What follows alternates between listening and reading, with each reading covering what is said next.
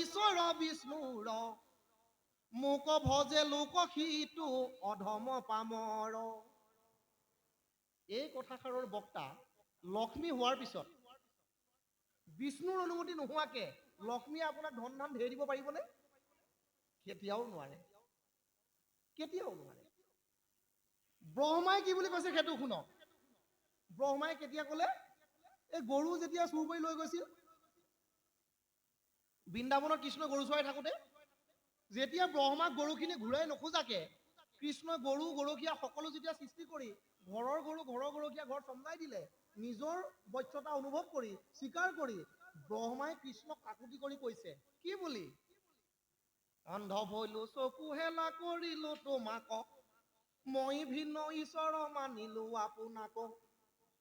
অজ্ঞৰ ক্ষমীও দুখ জগত নিবাস, এহি মানে কৃপা মোক কৰা প্ৰভু দাস।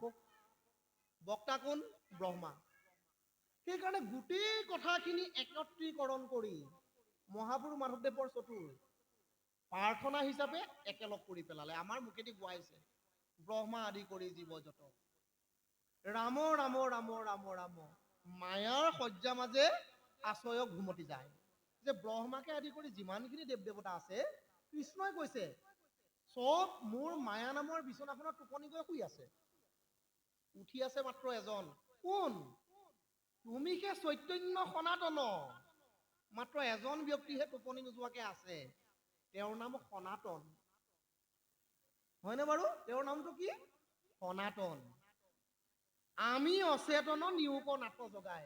আৰু সেই সনাতন পুৰুষক আমাৰ জীৱই কৈছে, এ প্ৰভু মই তোমাক বহুত ভাল পাওঁ, মোক টোপনি লালকাল হৈ থকা অৱস্থাৰ পৰা যেতিয়া জগাই জলৈ লৈ যাব লাগে তুমি মোক এৰি থৈ নোযোৱাকে জগাই লৈ যাবা দেই প্ৰভু। সেই এজন ব্যক্তিকে মাত্ৰ সেই দায়িত্বটো দিয়া হৈছে জগতত। সেইজন কোন? সনাতন। সনাতন পুৰুষ মাত্ৰ এজনেইহে আছে। গোটেই তিনিখন লোকৰ ভিতৰত দেৱ দেৱতা গন্ধৰ্ব কিন্নৰ সকলোৰে ভিতৰত মাত্ৰ সনাতন পুৰুষ এজনহে আছে। সকলো সনাতন পুৰুষ হ'ব নোৱাৰে।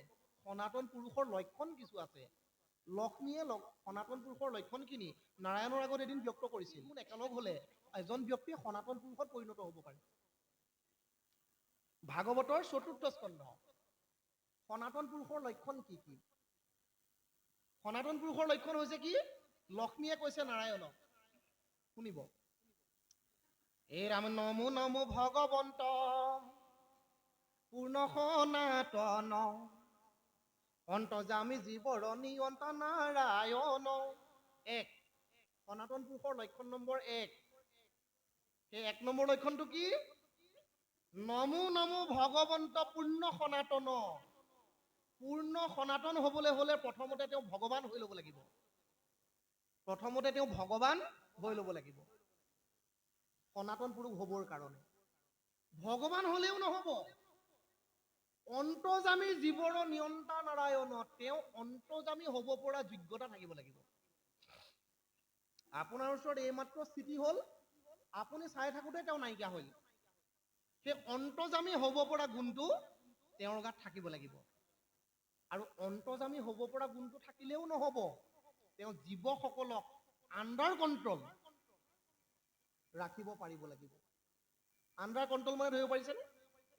তেওঁ নিয়ন্ত্ৰণ কৰিব পাৰিব লাগিব জীৱসকলক।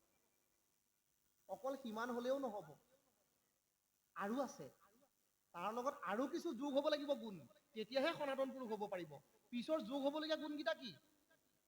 বিবিধ কল্পনা মায়া নোচোৱে যাহাক, পৰম ঈশ্বৰ কৃষ্ণ প্ৰণামো তোমাক। বিবিধ কল্পনা আৰু মায়া, এইকেইটা বস্তুৱে সনাতন পুৰুষক চুব নোৱাৰিব লাগিব। ধৰিব পাৰিছেনে? বৰ ডাঙৰ কথা কিন্তু। বিবিধ কল্পনা আৰু মায়া, এই গোটেই বস্তুকেইটাই সেই সনাতন পুৰুষজনক স্পৰ্শ কৰিব নোৱাৰিব লাগিব। আৰু লক্ষ্মীয়ে কৈছে, হে প্ৰভু মই গোটেইখিনি চালো, চব হিচাপ কৰিলো, স্বৰ্গ মৰ্ত্য পাতাল ৩৩ কোটি দেৱতা গন্ধৰ্ব কিন্নৰ চাৰিমুঠি জীৱ সকলোৰে ভিতৰত এই গোটেই গুণখিনি এজনৰ গাত, তোমাৰ বাহিৰে বেলেগৰ গাত মই উদ্ঘাটন কৰিব নোৱাৰিলো। সেইকাৰণে মোৰ দৃষ্টিত তুমি একমাত্ৰ ওৱান এণ্ড অনলি সনাতন গুৰু।